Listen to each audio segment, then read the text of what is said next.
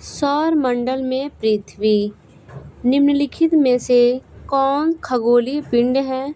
तो सूर्य, चंद्रमा, पृथ्वी, उल्का पिंड, ये सभी खगोलीय पिंड हैं। तो इस प्रश्न का सही आंसर हो जाएगा ऑप्शन नंबर डी, उपयुक्त सभी। व्याख्यात्मक प्रश्न को देखेंगे। सूर्य, चंद्रमा, पृथ्वी, उल्का पिंड तथा वे सभी वस्तुएं जो रात के समय आसमान में चमकती हैं खगोलीय पिंड कहलाती हैं। नेक्स्ट है, किन खगोलीय पिंडों को तारा कहते हैं? तो इसका सही आंसर हो जाएगा ऑप्शन नंबर बी, जिनके पास अपनी ऊष्मा तथा प्रकाश होता है उनको खगोलीय पिंडों का तारा कहते हैं। इसमें व्याख्यात्मक प्रश्न को देखेंगे। कुछ खगोलीय पिंड बड़े आकार वाले तथा गर्म होते हैं। ये गैसें से बनते हैं। इनके पास अपनी ऊष्मा तथा प्रकाश होता है जिसको वे बड़ी मात्रा में उत्सर्जित करते हैं। इन खगोलीय पिंडों को तारा कहते हैं। सूर्य भी एक तारा है। नेक्स्ट है, तारों के विभिन्न समूहों के द्वारा बनाई गई विविध आकृतियाँ क्या कहलाती हैं? तो इसका आंसर हो जाएगा ऑप्शन नंबर डी, नक्षत्र मंडल। इसमें व्याख्यात्मक प्रश्न को पढ़ेंगे। रात्रि में आसमान की ओर देखते समय तारों के विभिन्न समूहों के द्वारा बनाई गई आकृतियाँ दिखाई देती हैं जिन्हें नक्षत्र मंडल कहते हैं। नेक्स्ट है, अंतरिक्ष से संबंधी अर्सा मेजर या बिग बियर का संबंध किससे है? तो इसका आंसर हो जाएगा ऑप्शन नंबर बी, नक्षत्र मंडल। इसमें व्याख्यात्मक प्रश्न को पढ़ेंगे। अर्सा मेजर या बिग बियर एक प्रकार का नक्षत्र मंडल है। स्मॉल बियर या सप्तऋषि 7 तारों का समूह बहुत आसानी से पहचान में आने वाला नक्षत्र मंडल है।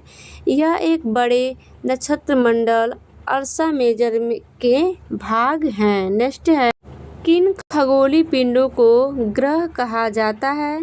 तो इसका आंसर हो जाएगा ऑप्शन नंबर सी, जिनके पास अपनी ऊष्मा एवं प्रकाश नहीं होता एवं जो तारों के प्रकाश से प्रकाशित होते हैं उन्हें खगोलीय पिंडों का ग्रह कहा जाता है। इसमें व्याख्यात्मक प्रश्न देखेंगे। कुछ खगोलीय पिंडों में अपना प्रकाश या ऊष्मा नहीं होती है, वे तारों के प्रकाश से प्रकाशित होते हैं। ऐसे पिंड ग्रह कहलाते हैं। ग्रह, जिसे अंग्रेजी में प्लेटनेट कहते हैं, ग्रीक भाषा के प्लेटनेटाई से बना होता है जिसका अर्थ होता है परिभ्रमण अर्थात चारों ओर घूमने वाला। नेक्स्ट है, निम्नलिखित कथनों पर विचार कीजिए। इसमें उपयुक्त में से कौन सा कथन सत्य है उस पर विचार करना है। तो फर्स्ट कथन है, पृथ्वी एक ग्रह है तथा यह अपना संपूर्ण प्रकाश एवं ऊष्मा सूर्य से प्राप्त करती है। ये कथन सही है।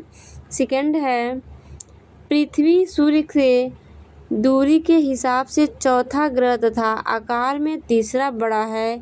ये जो कथन है वो गलत है। तो हमारा ऑप्शन नंबर ए क्या है, सही होगा, केवल 1। इसमें व्याख्यात्मक प्रश्न को देखेंगे। पृथ्वी जिस पर हम रहते हैं एक ग्रह है। यह अपना संपूर्ण प्रकाश एवं ऊष्मा सूर्य से प्राप्त करती है जो कि पृथ्वी के सबसे नज़दीक का तारा है। पृथ्वी का बहुत अधिक दूरी से, जैसे चंद्रमा से देखने पर यह चंद्रमा की तरह चमकती हुई प्रतीत होगी। सूर्य से दूरी के हिसाब से पृथ्वी तीसरा ग्रह है तथा आकार में 5वां सबसे बड़ा ग्रह है। नेक्स्ट प्रश्न है, सूर्य से बढ़ती हुई दूरी के आधार पर ग्रहों का सही क्रम चुनिए। इसमें ग्रहों का सही क्रम चुनना है तो ऑप्शन नंबर डी क्या है, हमारा सही हो जाएगा, बुध, शुक्र, पृथ्वी, मंगल। इसमें व्याख्यात्मक प्रश्न को देखेंगे। सूर्य से बढ़ती दूरी के हिसाब से ग्रहों का सही क्रम बुध, शुक्र, पृथ्वी, मंगल, बृहस्पति, शनि, यूरेनस या वरुण, नेपच्यून या वरुण है। और नेक्स्ट प्रश्न देखेंगे, नीचे दिए गए ग्रहों में से कौन से आंतरिक ग्रह हैं? इस प्रश्न का आंसर हो जाएगा ऑप्शन नंबर बी, यानी बुध है, शुक्र है एवं मंगल है। तो इस प्रश्न का सही आंसर ऑप्शन नंबर बी होगा। इसके बाद हम लोग इसमें व्याख्यात्मक प्रश्न को देखेंगे। वे ग्रह जो सूर्य के नज़दीक हैं एवं चट्टानों से बने हैं आंतरिक ग्रह कहलाते हैं।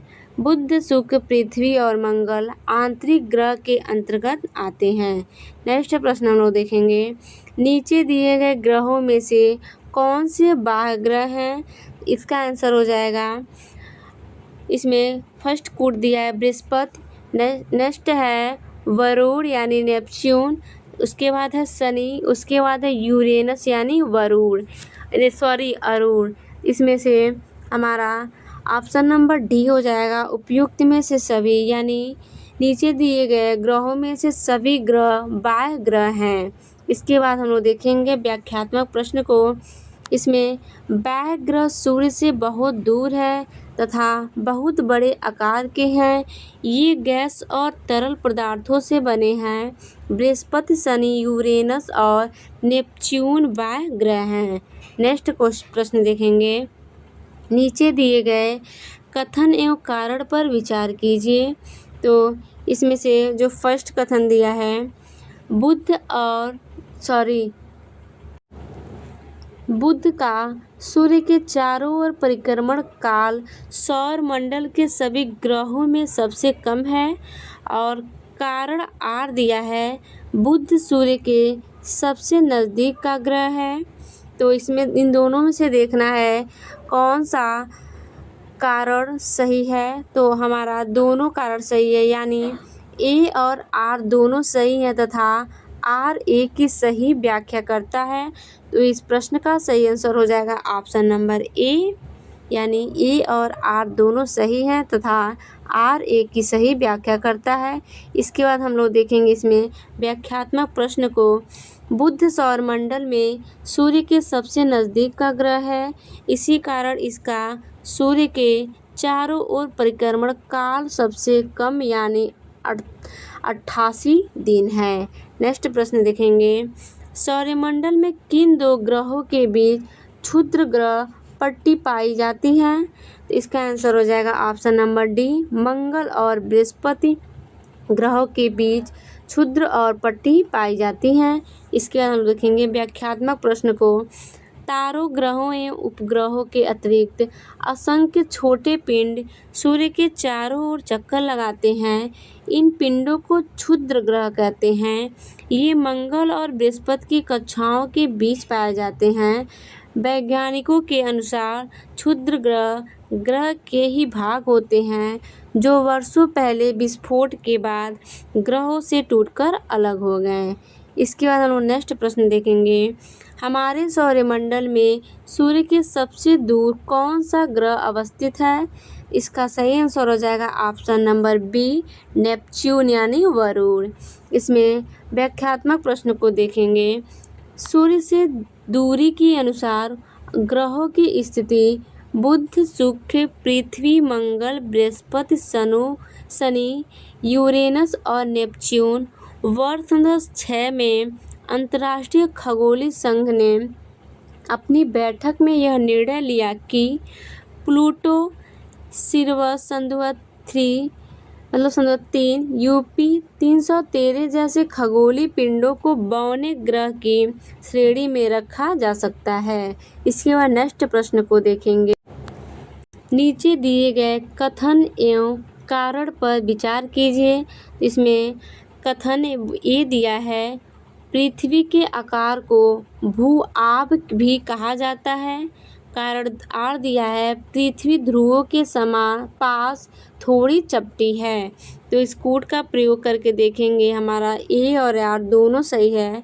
तो यानी सही आंसर हो जाएगा ऑप्शन नंबर ए और आर दोनों सही है तथा आर ए की व्याख्या करता है। नेक्स्ट प्रश्न इसमें हम लोग व्याख्यात्मक प्रश्न को देखेंगे। पृथ्वी ध्रुवों के पास थोड़ी चपटी है, यही कारण है कि इसके आकार को भू-आभ कहा जाता है। भू-आभ का अर्थ है पृथ्वी के समान आकार। जीवन के लिए अनुकूल परिस्थितियाँ संभवतः केवल पृथ्वी पर ही पाई जाती है। पृथ्वी न तो अधिक गर्म है और न ही अधिक ठंडी। यहाँ जल एवं वायु की उपस्थिति है जो जीवन के लिए आवश्यक है। इसके बाद नेक्स्ट प्रश्न को देखेंगे। निम्नलिखित में से कौन सा कथन सत्य है? यानी इसमें देखेंगे कौन सा कथन हमारा सत्य है। इसमें फर्स्ट कथन है, अंतरिक्ष से देखने पर पृथ्वी हरे रंग की दिखाई देती है। ये कथन हमारा असत्य है। सेकंड है, पृथ्वी का हरा रंग हमें यहाँ के वनों के कारण दिखाई देता है। ये भी कथन असत्य है। तो इसमें सही आंसर हो जाएगा ऑप्शन नंबर डी, न तो 1 और न ही 2। इसके बाद हम लोग व्याख्यात्मक प्रश्न को देखेंगे। अंतरिक्ष से देखने पर पृथ्वी नीले रंग की दिखाई पड़ती है क्योंकि पृथ्वी की 2/3 सतह जल से ढकी हुई है, इसीलिए इसे नीला ग्रह कहा जाता है। नेक्स्ट प्रश्न है, सौरमंडल का निर्माण किससे मिलकर होता है? इसका ग्रह दिया है, उपग्रह है, सूर्य है, उल्कापिंड है। यानी सौरमंडल का निर्माण ग्रह, उपग्रह, सूर्य और उल्कापिंड चारों से मिलकर होता है। तो इस प्रश्न का सही आंसर हो जाएगा ऑप्शन नंबर डी, उपयुक्त में से सभी। इसके बाद व्याख्यात्मक प्रश्न को देखेंगे हम लोग। सूर्य 8 ग्रह, उपग्रह तथा कुछ अन्य खगोलीय पिंड जैसे क्षुद्र ग्रह एवं उल्का पिंड मिलकर सौरमंडल का निर्माण करते हैं। उसे हम सौर परिवार का नाम देते हैं, जिनका मुखिया सूर्य है। इसके बाद हम लोग नेक्स्ट प्रश्न को देखेंगे। निम्नलिखित में से कौन सा कथन सत्य है? यानी हम लोग देखेंगे कि कौन सा कथन सत्य है। फर्स्ट कथन है, सूर्य का खिंचाव बल सौरमंडल के बांधे रखता है। ये कथन सही है। सेकंड कथन है, सूर्य सौरमंडल के लिए प्रकाश या ऊष्मा का मुख्य स्रोत है। ये भी कथन सही है। तो कूट का प्रयोग करते हुए मेरा सही आंसर हो जाएगा ऑप्शन नंबर सी, 1 और 2, यानी दोनों कथन हमारा सही होगा। इसके बाद हम लोग व्याख्यात्मक प्रश्न को पढ़ेंगे। सूर्य सौर मंडल के केंद्र में स्थित है। यह बहुत बड़ा है एवं अत्यधिक गर्म गैस बना है। इसका खिंचाव बल इससे सौरमंडल को बांधे रखता है। सूर्य सौरमंडल के लिए प्रकाश या ऊष्मा का मुख्य स्रोत है। हम सूर्य की अत्यधिक तेज ऊष्मा को महसूस नहीं करते क्योंकि यह पृथ्वी की सबसे नज़दीक का तारा होने के बावजूद हमसे लगभग 15 करोड़ किलोमीटर दूर है। इसी कारण सूर्य के प्रकाश को पृथ्वी पर पहुंचने में लगभग 8 मिनट लगते हैं। इसके बाद हम लोग नेक्स्ट प्रश्न देखेंगे। सौरमंडल के ग्रह जो सूर्य का चक्कर लगाते हैं उनके रास्ते किस आकार में फैले हैं? इस प्रश्न का सही आंसर हो जाएगा ऑप्शन नंबर बी, दीर्घवृत्ताकार। इसमें व्याख्यात्मक प्रश्न को देखेंगे। सौरमंडल के सभी 8 ग्रह एक निश्चित पथ पर सूर्य का चक्कर लगाते हैं। ये रास्ते दीर्घवृत्ताकार रूप में फैले हुए हैं। ये कक्षा कहलाते हैं। इसके बाद नेक्स्ट प्रश्न देखेंगे। किस ग्रह को पृथ्वी का जुड़वा ग्रह कहते हैं? इस प्रश्न का सही आंसर ऑप्शन नंबर बी हो जाएगा, शुक्र। यानी शुक्र ग्रह को पृथ्वी का जुड़वा ग्रह कहते हैं। इसके बाद हम लोग व्याख्यात्मक प्रश्न को देखेंगे। शुक्र को पृथ्वी का जुड़वा ग्रह मानते हैं क्योंकि यह आकार, घनत्व एवं व्यास पृथ्वी के लगभग बराबर है। इसके बाद नेक्स्ट प्रश्न देखेंगे। पृथ्वी का सबसे निकटतम ग्रह कौन सा है? तो इस प्रश्न का सही आंसर ऑप्शन नंबर बी हो जाएगा, शुक्र। इसके व्याख्यात्मक प्रश्न को देखेंगे। पृथ्वी का सबसे निकटतम ग्रह शुक्र है। इसके बाद नेक्स्ट प्रश्न है, हमारे सौरमंडल का सबसे बड़ा एवं सबसे छोटा ग्रह कौन सा है? तो इस प्रश्न का सही आंसर ऑप्शन ए हो जाएगा, बृहस्पति एवं बुध। यानी बृहस्पति एवं बुध हमारे सौरमंडल का सबसे बड़ा एवं सबसे छोटा ग्रह है। इसके बाद व्याख्यात्मक प्रश्न को देखेंगे। हमारे सौरमंडल के ग्रहों में बृहस्पति सबसे बड़ा तथा बुध सबसे छोटा ग्रह है। इसके बाद नेक्स्ट प्रश्न देखेंगे, कौन से वे 2 ग्रह हैं जिनका सौरमंडल के अन्य ग्रहों की तुलना में परिक्रमण विपरीत दिशा में है? तो इसका आंसर हो जाएगा ऑप्शन नंबर सी, शुक्र और यूरेनस यानी अरूण। इसके बाद व्याख्यात्मक प्रश्न को देखेंगे, शुक्र और यूरेनस की परिक्रमा की दिशा अन्य ग्रहों से विपरीत होती है। सूर्य और यूरेनस घड़ी की सुई की दिशा में घूमते हैं, जबकि अन्य ग्रह घड़ी की सुई के विपरीत दिशा में घूमते हैं। इसके बाद नेक्स्ट प्रश्न को देखेंगे, निम्नलिखित कथनों पर विचार कीजिए। फर्स्ट कथन है, बृहस्पति, शनि तथा यूरेनस के चारों ओर छल्ले हैं। इसमें हम लोग को देखना है उपयुक्त में से कौन सा कथन सत्य है। तो हमारा जो फर्स्ट कथन है ये सत्य है। सेकेंड है, ये छल्ले विभिन्न पदार्थों के असंख्य छोटे छोटे पिंडों से बनी पट्टियाँ हैं, ये भी कथन सही है। तो इस प्रश्न का सही आंसर हो जाएगा ऑप्शन नंबर सी, केवल 1 और 2 यानी दोनों कथन हमारा क्या है, सही है। इसके बाद व्याख्यात्मक प्रश्न को देखेंगे, उपयुक्त दोनों कथन सत्य है। पृथ्वी से इन छल्लों को शक्तिशाली दूरबीन की सहायता से देखा जा सकता है। इसके बाद नेक्स्ट प्रश्न है, हमारे सौरमंडल में किन ग्रहों के पास एक भी चंद्रमा प्राकृतिक उपग्रह नहीं है? तो इसका आंसर हो जाएगा ऑप्शन नंबर डी यानी 1 और 3 यानी बुध और 3। तो इसमें व्याख्यात्मक प्रश्नों को देखेंगे, हमारे सौरमंडल में बुध एवं शुक्र के पास कोई चंद्रमा प्राकृतिक उपग्रह नहीं है। इसके बाद नेक्स्ट प्रश्न देखेंगे, नीचे दिए गए ग्रहों में सबसे अधिक चंद्रमा प्राकृतिक उपग्रह किसके पास है? इसका आंसर हो जाएगा ऑप्शन नंबर बी, बृहस्पति। इसमें व्याख्यात्मक प्रश्न को देखेंगे, शनि के चंद्रमा की संख्या 62 है, बृहस्पति के चंद्रमा की संख्या 69 है, मंगल के चंद्रमा की संख्या 2 है और यूरेनस के चंद्रमा की संख्या 27 है, यानी अरूण के चंद्रमा की संख्या 27 है। इसके बाद नेक्स्ट प्रश्न देखेंगे, निम्नलिखित में कौन से कथन सत्य हैं? इसमें देखेंगे कौन सा कथन सत्य है हमारा। तो फर्स्ट कथन है, उपग्रह अपने ग्रह की परिक्रमा करते हैं, साथ ही साथ सूर्य की भी परिक्रमा करते हैं। तो ये जो कथन है हमारा सत्य है। सेकेंड कथन है, पृथ्वी के उपग्रह चंद्रमा का व्यास पृथ्वी के व्यास से आधा है, ये कथन हमारा गलत है। इस प्रश्न का सही आंसर ऑप्शन नंबर ए हो जाएगा, केवल 1।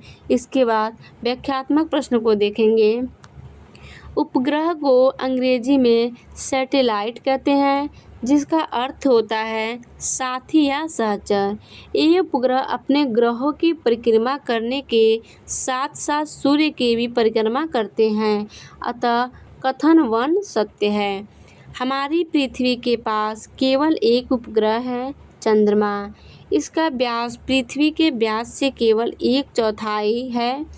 यह इतना बड़ा इसलिए प्रतीत होता है क्योंकि यह हमारे ग्रह से अन्य खगोलीय पिंडों की अपेक्षा नज़दीक है, अतः कथन 2 असत्य है। इसके बाद नेक्स्ट स्लाइड पर नेक्स्ट प्रश्न देखेंगे, प्राचीन भारत के प्रसिद्ध खगोलीय शास्त्री कौन थे? तो इसका आंसर हो जाएगा ऑप्शन नंबर सी, आर्यभट्ट।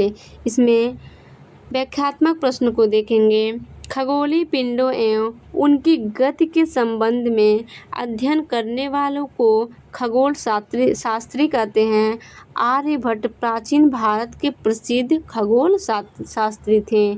इसके बाद नेक्स्ट प्रश्न हम लोग देखेंगे, नीचे दिए गए कथन एवं कारण पर विचार कीजिए। में फर्स्ट कथन दिया है, पृथ्वी से हमें चंद्रमा का केवल एक ही भाग दिखाई देता है, ये कथन हमारा सही है। सेकेंड कथन, इसका कारण है चंद्रमा के द्वारा पृथ्वी एक चक्कर पूरा करने में लगने वाला समय अपने अक्ष पर एक चक्कर पूरा करने में लगने वाला समय से अधिक है, ये जिसका कारण है गलत है।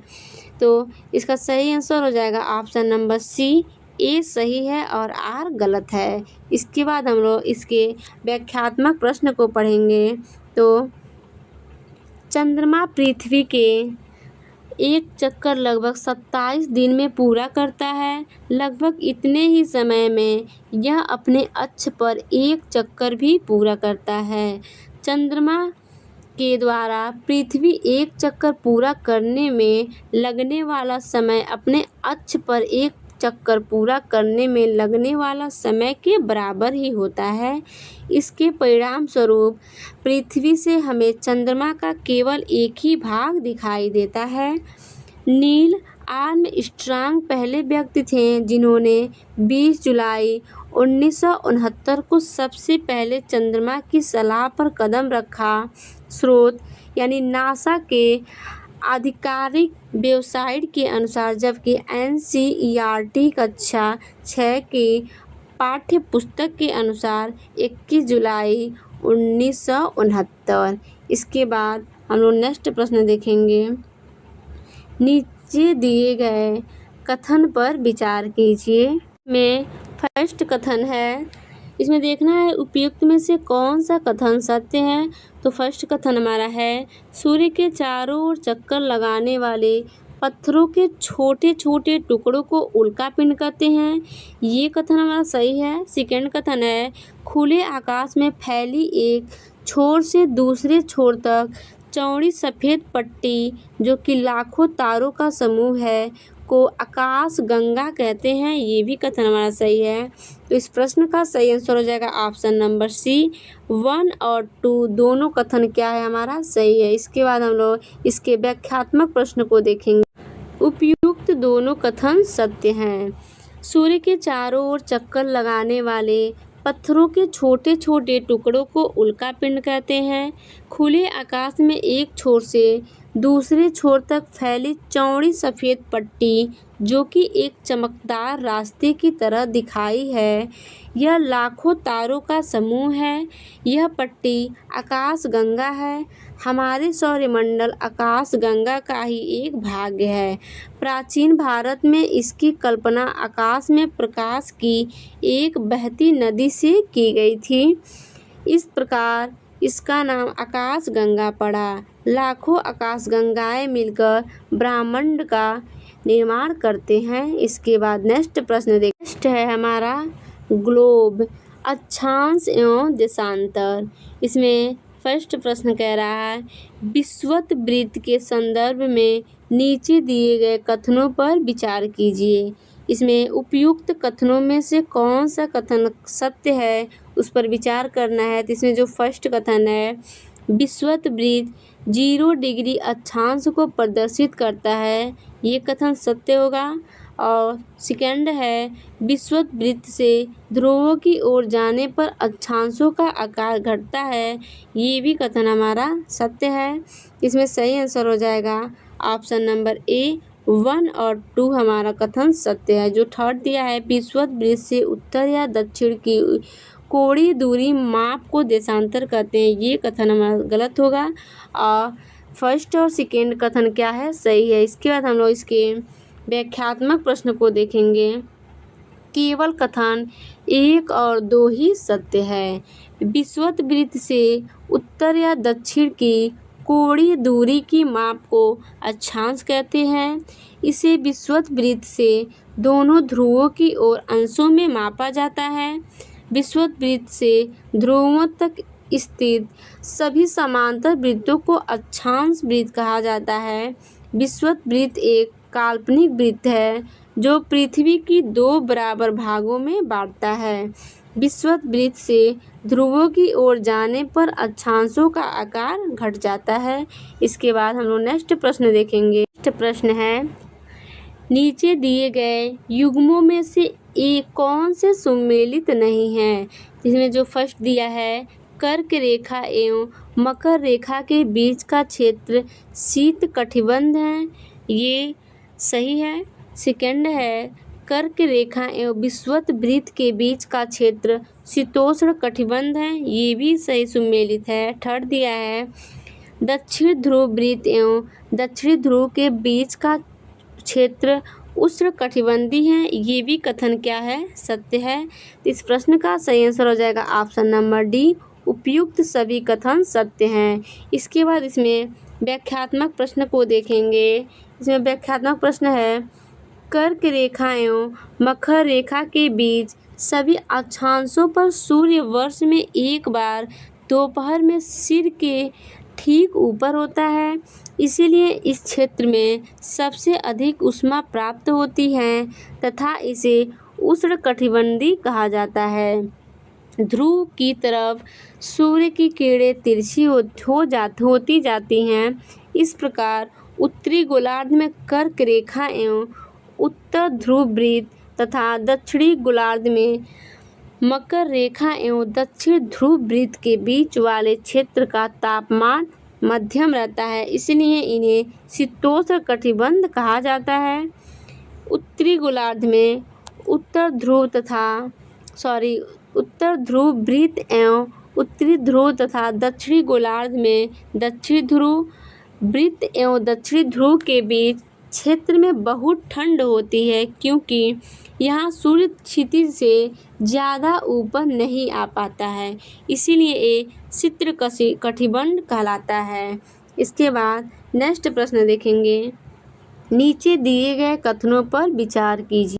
उपयुक्त में से कौन सा कथन सत्य है उस पर विचार करना है। तो इसमें जो फर्स्ट कथन दिया है, विषुवत वृत्त से ध्रुवों तक स्थित सभी समांतर वृत्तों का अक्षांश वृत्त कहते हैं, ये कथन सत्य है। सेकंड कथन है, सभी अक्षांश रेखाओं का आकार एक समान रहता है, ये कथन हमारा गलत है। इस प्रश्न का सही आंसर हो जाएगा ऑप्शन नंबर ए, केवल ए जो है हमारा सत्य है। इसके बाद हम लोग इसमें व्याख्यात्मक प्रश्न को पढ़ के जानेंगे कि कैसे सही है। जैसे जैसे हम विषुवत वृत्त से दूर जाते हैं, अक्षांश रेखाओं का आकार घटता जाता है। इस प्रकार विषुवत वृत्त के उत्तर की सभी समांतर रेखाओं को उत्तरी अक्षांश कहा जाता है तथा विषुवत वृत्त के दक्षिणी स्थित सभी समांतर रेखाओं को दक्षिणी अक्षांश कहा जाता है। उल्लेखनीय है कि अक्षांशों को अंशों में मापा जाता है तथा दो अक्षांश रेखाओं के बीच की दूरी लगभग 111 किलोमीटर होती है। इसके बाद नेक्स्ट प्रश्न देखेंगे, उत्तरी ध्रुव से दक्षिणी ध्रुव को जोड़ने वाली संदर्भ रेखा को क्या कहा जाता है। इसका आंसर हो जाएगा ऑप्शन नंबर बी, देशांतरी या मुत्तर रेखाएं। इसके बाद इसमें व्याख्यात्मक प्रश्न को पढ़ेंगे। उत्तरी ध्रुव को दक्षिणी ध्रुव से जोड़ने वाली संदर्भ रेखाओं को देशांतरी या मुत्तर रेखाएं कहते हैं। किसी भी स्थान की सही स्थिति बताने के लिए अक्षांश के अलावा यह जानना आवश्यक होगा कि उत्तरी ध्रुव से दक्षिणी ध्रुव को जोड़ने वाली देशांतरी और मुत्तर से पूर्व या पश्चिमी की ओर इन स्थानों की कितनी दूरी है। इसके बाद है, या मुत्रों के बीच की दूरी विषुवत वृत्त पर अधिकतम 111.3 किमी तथा ध्रुवों पर न्यूनतम 0 किमी होती है। इसके बाद नेक्स्ट प्रश्न पढ़ेंगे, किसी स्थान का मानक समय निर्धारित करने का आधार होता है। इसका सही आंसर हो जाएगा ऑप्शन नंबर बी, प्रमुख या मुत्तर। इसके बाद व्याख्यात्मक प्रश्न को देखेंगे हम लोग। देशांतरी या मुत्रों की लंबाई एक समान होने के कारण इन्हें सिर्फ मुख्य संख्याओं में व्यक्त करना कठिन था। तब सभी देशों ने निश्चय किया कि ग्रीनविच, जहां ब्रिटिश राजकीय वेधशाला स्थित है, से गुजरने वाली यामुत्तर से पूर्व और पश्चिम की ओर गिनती शुरू की जाए। इस यामुत्तर को प्रमुख यामुत्तर कहते हैं तथा इसका मान 0 डिग्री से देशांतर है, अर्थात यह स्थान मानक समय निर्धारित करने का आधार बना। यहाँ से हम 180 डिग्री पूर्व या 180 डिग्री पश्चिम तक गणना करते हैं। इसके बाद नेक्स्ट प्रश्न है, निम्नलिखित में से कौन सा कथन सत्य है। इसमें फर्स्ट कथन दिया है, प्रमुख यामोत्तर तथा 180 यामोत्तर मिलकर पृथ्वी का समान भागों पूर्वी गोलार्ध एवं पश्चिमी गोलार्ध में विभक्त करती हैं। ये कथन सत्य है। सेकेंड कथन है, 180 पूर्व एवं 180 पश्चिम यामोत्तर एक ही रेखा पर स्थित है। ये भी कथन सही है। हमारा सही आंसर हो जाएगा ऑप्शन नंबर सी, 1 और 2 दोनों कथन क्या है, सही है। इसके बाद हम लोग इसमें व्याख्यात्मक प्रश्न को पढ़ेंगे। उपयुक्त दोनों कथन सत्य हैं। प्रमुख यामोत्तर तथा 180 यामोत्तर मिलकर पृथ्वी को 2 समान भागों पूर्वी गोलार्ध एवं पश्चिमी गोलार्ध में विभक्त करती हैं। इसीलिए किसी स्थान के देशांतर के आगे पूर्व के लिए अक्षर पूर्व तथा पश्चिम के लिए अक्षर पश्चिम का उपयोग करते हैं। 180 डिग्री पूर्व और 180 डिग्री पश्चिम यामोत्तर एक ही रेखा पर स्थित है तथा 180 डिग्री देशांतर रेखा को अंतर्राष्ट्रीय तिथि रेखा के नाम से जाना जाता है। इसके बाद नेक्स्ट प्रश्न को देखेंगे। नीचे दिए गए कथन एवं कारक पर यानी कारण पर विचार कीजिए। इसमें फर्स्ट है कथन है, ग्रीनविच से पूर्व के स्थानों का समय ग्रीनविच समय से आगे होता है तथा पश्चिम के स्थानों का समय पीछे होता है। ये कथन सत्य है। इसका कारण क्या है, पृथ्वी अपने काल्पनिक अक्ष पर पूर्व से पश्चिम की ओर घूमती है। ये गलत है, इसका कारण गलत है। इसका आंसर सही हो जाएगा ऑप्शन नंबर सी, ए सही है एवं आर गलत है। तो इसका सही आंसर क्या होगा, इसको व्याख्यात्मक प्रश्न को पढ़कर हम लोग जानेंगे। तो इसमें व्याख्यात्मक प्रश्न दिया है, पृथ्वी अपने काल्पनिक अक्ष पर पश्चिम से पूर्व की ओर चक्कर लगाती है, अतः वे स्थान जो ग्रीनविच के पूर्व में है उनका समय ग्रीनविच से आगे होगा तथा जो पश्चिम में है उनका समय पीछे होगा। इसके बाद नेक्स्ट प्रश्न पढ़ेंगे। पृथ्वी को अपने अक्ष पर 1 डिग्री घूमने में कितना समय लगता है। इसका सही आंसर हो जाएगा option number A 4 minute. Next प्रश्न है, यदि कोई स्थान ग्रीनविच से 20 डिग्री पूर्व में स्थित है तब ग्रीनविच और उस स्थान के समय में कितना अंतर होगा। इसका आंसर हो जाएगा ऑप्शन नंबर बी 1 घंटा 20 मिनट। इसके बाद नेक्स्ट प्रश्न देखेंगे। प्रश्न है, भारत के किस यामोत्तर देशांतर रेखा के स्थानीय समय को भारत का मानक समय माना जाता है। इसका आंसर हो जाएगा ऑप्शन नंबर ए 82 डिग्री से 30 मिनट पूर्व। अब नेक्स्ट प्रश्न इसके व्याख्यात्मक प्रश्न को पढ़ेंगे हम लोग। भारत में गुजरात के द्वारक तथा असम के डिब्रूगढ़ के स्थानीय समय में लगभग 1 घंटा 45 मिनट का अंतर होता है। इसीलिए यह आवश्यक था कि देश के मध्य भाग से होकर गुजरने वाले किसी यामोत्तर के स्थानीय समय को देश का मानक समय माना जाए। भारत में 82 से 1/2 डिग्री पूर्व 82 डिग्री 30 मिनट पूर्व को मानक यामोत्तर माना गया है, जो उत्तर प्रदेश में मिर्ज़ापुर कुछ स्रोतों से इसे इलाहाबाद के नैनी को भी बताया गया है, यानी नैनी से भी होकर गुजरती है। इसके बाद नेक्स्ट प्रश्न देखेंगे। भारत का मानक समय ग्रीनविच के मानक समय में कितना आगे या पीछे है। इसका आंसर हो जाएगा ऑप्शन नंबर ए 5 घंटा 30 मिनट आगे है। इसके व्याख्यात्मक प्रश्न को हम लोग पढ़ेंगे।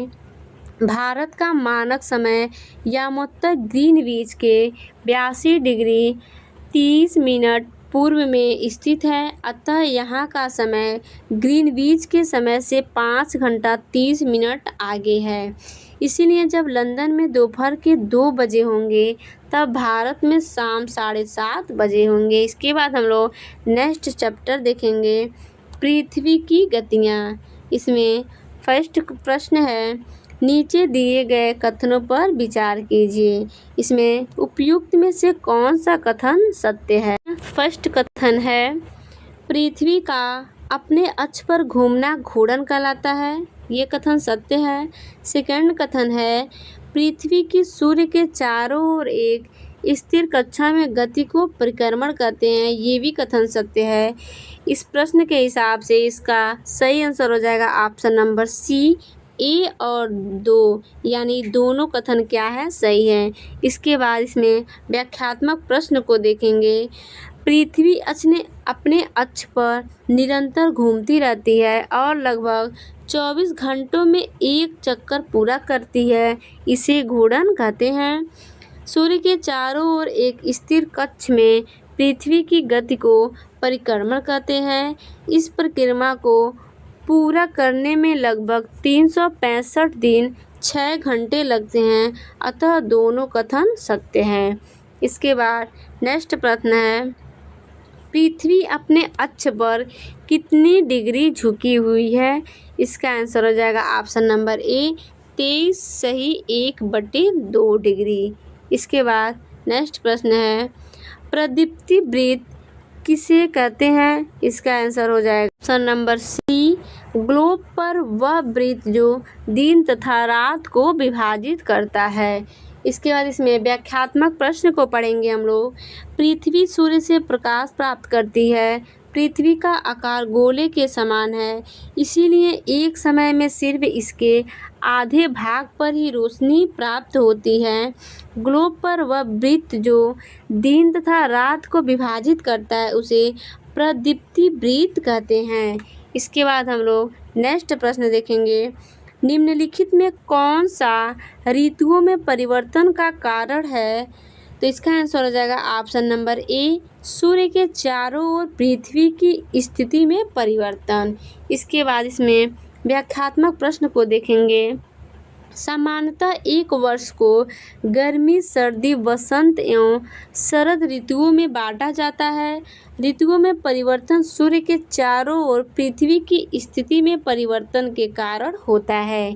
इसके बाद नेक्स्ट प्रश्न देखेंगे, 21 जून को पृथ्वी का उत्तरी गोलार्ध सूर्य की तरफ झुका होता है। सूर्य की किरणें कर्क रेखा पर सीधा पड़ती हैं। इसके परिणाम स्वरूप अधिक ऊष्मा प्राप्त होती हैं। इन क्षेत्रों में सबसे लंबा दिन तथा सबसे छोटी रातें होती हैं। पृथ्वी की इस अवस्था को क्या कहते हैं? इसका आंसर हो जाएगा ऑप्शन नंबर ए, उत्तर अयतनांत। इसका व्याख्यात्मक प्रश्न को पढ़ेंगे। 21 जून को उत्तरी गोलार्ध सूर्य के तरफ झुका होता है, जिससे सूर्य की किरणें कर्क रेखा पर सीधी पड़ती है। उत्तरी ध्रुव सूर्य की एक तरफ झुका होता है तथा उत्तरी ध्रुव रेखा के बाद वाले भागों पर लगभग 6 महीने तक लगातार दिन रहता है। चूँकि उत्तरी गोलार्ध के बहुत बड़े भाग में सूर्य की रोशनी प्राप्त होती है, इसीलिए विषुवत वृत्त के उत्तरी भाग में गर्मी का मौसम होता है एवं दक्षिणी भाग में सर्दी का मौसम। पृथ्वी की इस अवस्था को उत्तर अयनांत कहते हैं। इसके बाद नेक्स्ट प्रश्न लोग देखेंगे। दक्षिण अयनांत के संदर्भ में नीचे दिए गए कथनों पर विचार कीजिए, यानी इसमें उपयुक्त में से कौन सा कथन सत्य है उस पर विचार कर। में फर्स्ट कथन दिया है, दक्षिणी ध्रुव सूर्य की ओर झुका होता है, ये कथन सत्य है। और सेकंड कथन है, सूर्य की किरणें मकर रेखा पर सीधा पड़ती है, ये भी कथन क्या है, सत्य है। थर्ड कथन है, दक्षिणी गोलार्ध पर छोटे दिन एवं लंबी रातें वाली ऋतुएं होती हैं, ये कथन हमारा गलत है। तो इस उपयुक्त में से कौन सा कथन सत्य है? हमारा ऑप्शन नंबर सी हो जाएगा, A1 2, यानी 1 और 2 जो हमारा है सत्य है। इसके बाद इसमें हम लोग व्याख्यात्मक प्रश्न को पढ़ेंगे। 22 दिसंबर को दक्षिणी ध्रुव के सूर्य की ओर झुके होने के कारण मकर रेखा पर सूर्य की किरणें सीधी पड़ती है।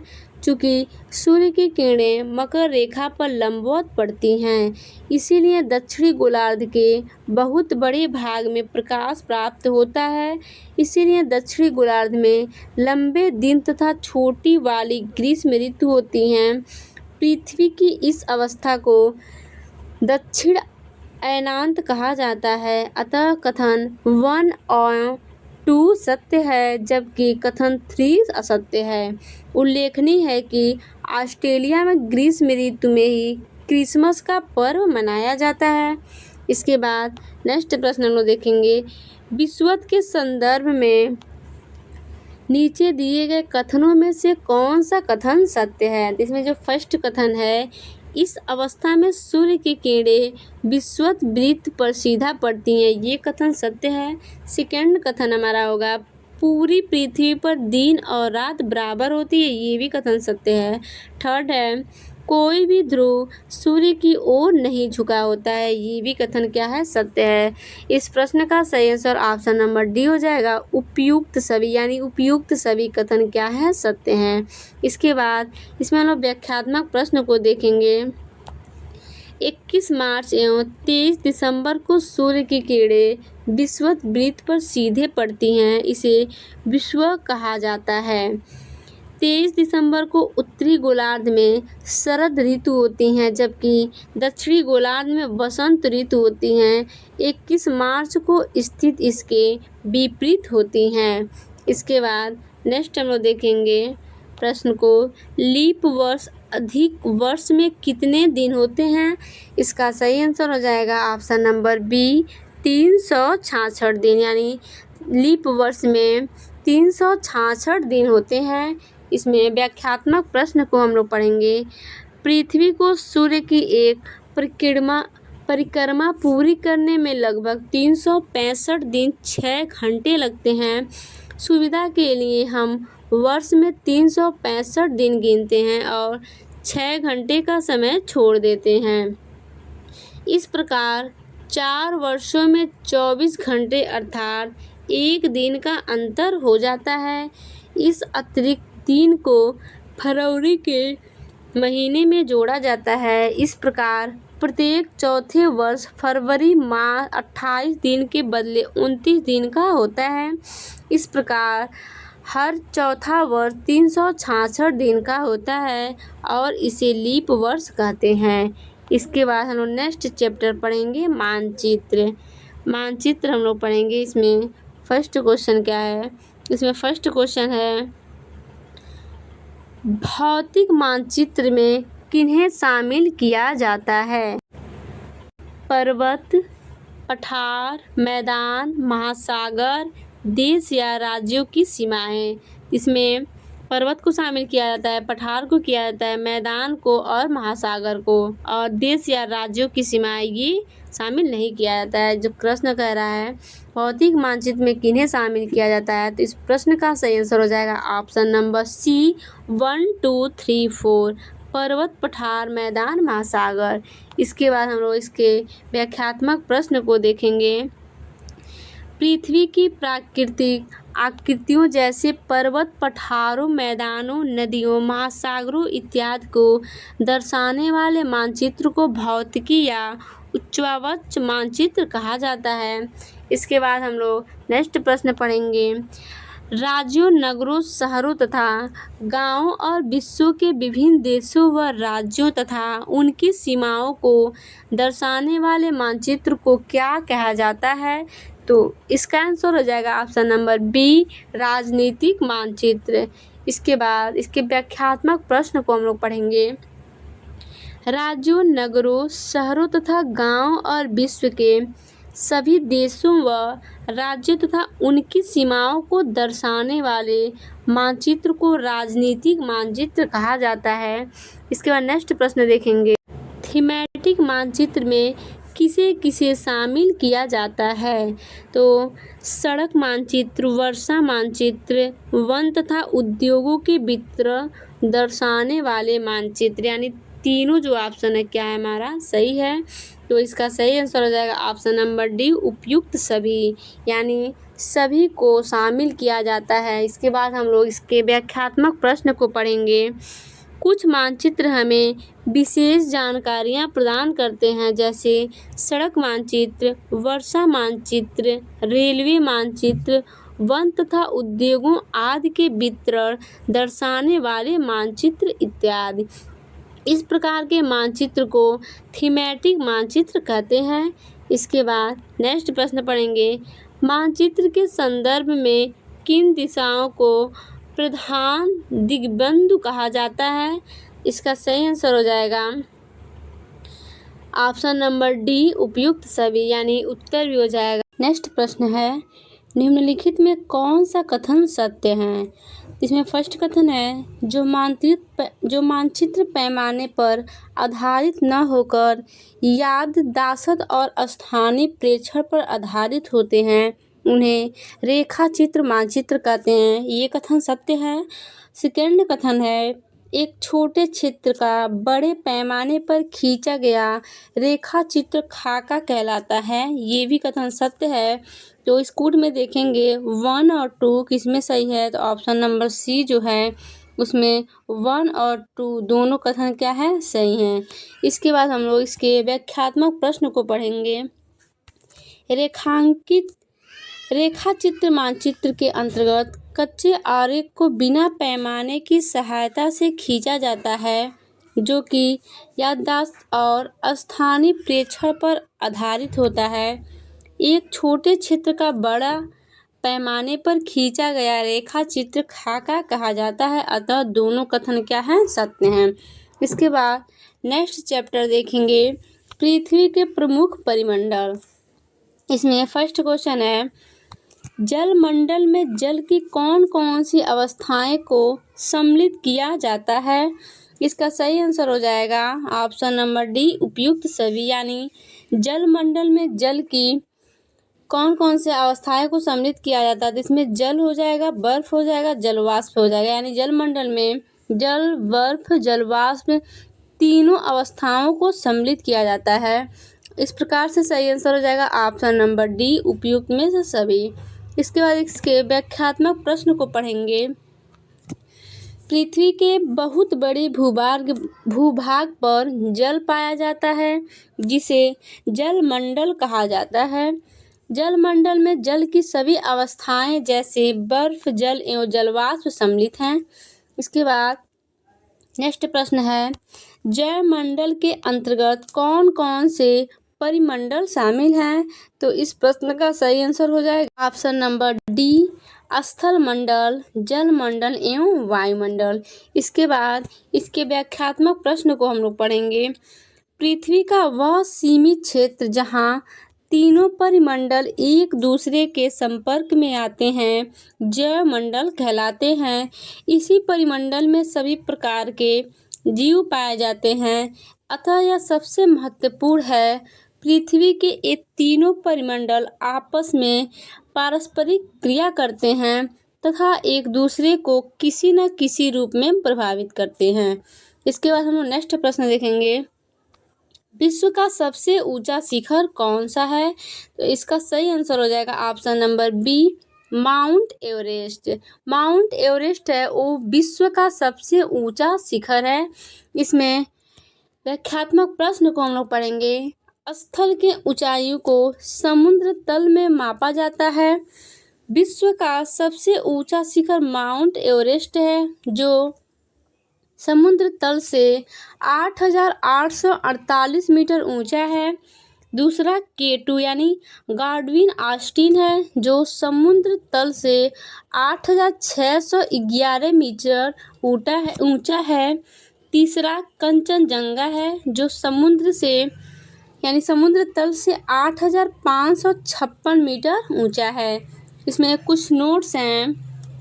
कुछ स्रोतों में माउंट एवरेस्ट की ऊंचाई 8,850 मीटर तथा कंचनजंगा की ऊंचाई 8,598 मीटर मिलती है। नेक्स्ट प्रश्न है, विश्व का सबसे गहरा भाग किस महासागर में स्थित है? इसका सही आंसर हो जाएगा ऑप्शन नंबर ए, प्रशांत महासागर। इसके व्याख्यात्मक प्रश्न को देखेंगे। विश्व का सबसे गहरा भाग प्रशांत महासागर का मेरियाना गर्त है, जिसकी गहराई 11,022 मीटर है। कुछ स्रोतों में 11,033 मीटर भी मिलता है। इसके बाद नेक्स्ट प्रश्न देखेंगे, निम्नलिखित में से पृथ्वी के महाद्वीपों का आकार के अनुसार सही क्रम कौन सा है? इसका आंसर हो जाएगा option number C, Asia, Africa, उत्तर अमेरिका, दक्षिणी अमेरिका, अंटार्कटिका। इसके व्याख्यात्मक प्रश्न को देखेंगे, पृथ्वी के महाद्वीपों का आकार के अनुसार क्रमशः एशिया, अफ्रीका, उत्तर अमेरिका, दक्षिण अमेरिका, अंटार्कटिका, यूरोप, ऑस्ट्रेलिया है। इसके बाद नेक्स्ट प्रश्न देखेंगे, एशिया तथा यूरोप को अलग करने वाली स्थलीय संरचना में शामिल है। इसका सही आंसर हो जाएगा ऑप्शन नंबर सी, केवल 1 और 2, यानी 1 है यूराल पर्वत और 2 है यूराल नदी। इस प्रश्न का सही आंसर ऑप्शन नंबर सी हो जाएगा, केवल 1 और 2। इसके बाद इसके व्याख्यात्मक प्रश्न को देखेंगे, इसमें यूरोप और एशिया एक ही भूभाग के रूप में दिखाई पड़ते हैं, जो यूराल पर्वत और यूराल नदी के द्वारा एक दूसरे से अलग होते हैं, पर व्यवहारिक रूप से यूरोप और एशिया को 2 अलग महाद्वीप ही समझा जाता है। यूरोप एवं एशिया के संयुक्त भूभाग को यूरेशिया यानी यूरोप प्लस एशिया कहा जाता है। इसके बाद नेक्स्ट प्रश्न पढ़ेंगे, वह कौन सा महाद्वीप है जिससे होकर कर्क रेखा, मकर रेखा तथा विषुववृत्त तीनों गुजरती हैं? इसका सही आंसर हो जाएगा ऑप्शन नंबर ए, अफ्रीका। इसके व्याख्यात्मक प्रश्न को देखेंगे, अफ्रीका एशिया के बाद विश्व का दूसरा सबसे बड़ा महाद्वीप है। यही एक ऐसा महाद्वीप है जिससे होकर कर्क रेखा, मकर रेखा एवं विषुववृत्त गुजरती है। विषुववृत्त या 0 डिग्री अक्षांश इस महाद्वीप के लगभग मध्य भाग से होकर गुजरती है। इसके बाद नेक्स्ट प्रश्न देखेंगे, एशिया को अफ्रीका से अलग करने वाली नहर का क्या नाम है? इसका सही आंसर हो जाएगा ऑप्शन नंबर बी, स्वेज नहर। इसके व्याख्यात्मक प्रश्न को देखेंगे, मिस्र के सिनाई प्रायद्वीप में बनाई गई स्वेज नहर विश्व की सबसे बड़ी कृत्रिम नहर है। यह नहर भूमध्य सागर को लाल सागर से जोड़ती है तथा एशिया महाद्वीप को अफ्रीका महाद्वीप से अलग करती है। 1869 में इस नहर को जहाज़ों के आवागमन के लिए खोल दिया गया, जिसके कारण यूरोप और एशिया के बीच की दूरी काफ़ी कम हो गई। इसके बाद नेक्स्ट प्रश्न है, उत्तर अमेरिका तथा दक्षिण अमेरिका महाद्वीप किस देश से मिलते हैं? इसका सही आंसर हो जाएगा ऑप्शन नंबर ए, पनामा। इसके व्याख्यात्मक प्रश्न को पढ़ेंगे, उत्तर अमेरिका तथा दक्षिण अमेरिका महाद्वीप पनामा देश की पूर्वी सीमा में एक संकरे स्थल से जुड़े हैं, जिसे पनामा स्थल संधि कहा जाता है तथा यह स्थल संधि अटलांटिक महासागर को प्रशांत महासागर से अलग करती है। इसके बाद नेक्स्ट प्रश्न देखेंगे, दक्षिण अमेरिका महाद्वीप के संदर्भ में नीचे दिए गए कथनों पर विचार कीजिए। इसमें उपयुक्त में से कौन सा कथन सत्य है? कथन को पढ़ के इसका सही आंसर देना है। में फर्स्ट कथन है, इस महाद्वीप के पूर्व में प्रशांत महासागर तथा पश्चिम में अटलांटिक महासागर है। ये कथन सत्य है। सेकेंड कथन, ये कथन गलत है हमारा।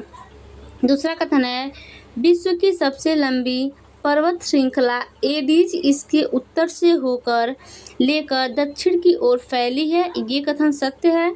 तीसरा कथन है, इस महाद्वीप में विश्व की सबसे बड़ी नदी अमेजन बहती है। ये भी कथन सत्य है। तो उपयुक्त में से कौन सा कथन सत्य है? तो ऑप्शन नंबर बी क्या है हमारा? सत्य है। 2 और 3 हमारा सत्य है। इसके व्याख्यात्मक प्रश्न को देखेंगे, कथन 1 असत्य है। दक्षिण अमेरिका महाद्वीप के पूर्व में अटलांटिक महासागर है तथा पश्चिम में प्रशांत महासागर है। इस महाद्वीप का अधिकांश भाग दक्षिणी गोलार्ध में स्थित है, जबकि कथन 2 एवं 3 सत्य है। इसके बाद नेक्स्ट प्रश्न है, किस महाद्वीप को द्वीपीय महाद्वीप कहते हैं?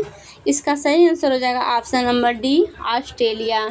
इसके व्याख्यात्मक प्रश्न को पढ़ेंगे। ऑस्ट्रेलिया महाद्वीप को द्वीपीय महाद्वीप कहा जाता है। यह चारों तरफ से महासागरों तथा समुद्रों से घिरा हुआ है।